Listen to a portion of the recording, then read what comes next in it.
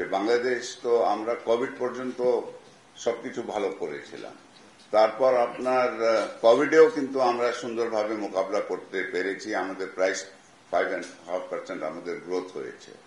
কিন্তু এই আপনার ইউক্রেন যুদ্ধ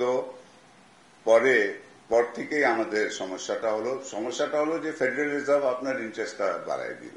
ফেডারেল রিজার্ভ ইন্টারেস্ট বাড়ায় দেওয়ার সাথে সাথে কিন্তু ডলারটা খুব আপনার স্ট্রং হয়ে গেল। ডলার স্ট্রং হওয়ার কারণে আমাদের রিজার্ভের উপরে চাপ পড়লো। এর সাথে সাথে কমোডিটির দামটাও বেড়ে গেল, এনার্জি প্রাইসেরও দাম বাড়লো, সারেরও দাম বাড়লো। তো আমাদের যে তিনটা জিনিস আমরা যেটা আমদানি করতাম ওটার উপরে কিন্তু যেহেতু আপনার এটার দাম অনেকটা পড়লো, তার জন্যই আমাদের ইকোনমির উপরে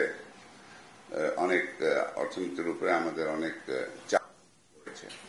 এখন যেটা আছে আমাদের যে এই চাপটা আমাদের মোকাবিলা করার জন্য সবথেকে গুরুত্ব জিনিস যেটা আমাদের দরকার অর্থনীতিটাকে আবার চাঙ্গা করার জন্য হলো আপনার বিনিয়োগ ছাড়া কিন্তু বিদেশি বিনিয়োগ, এবং শুধু বিদেশি না আপনার দেশি বিনিয়োগও আমাদের দরকার।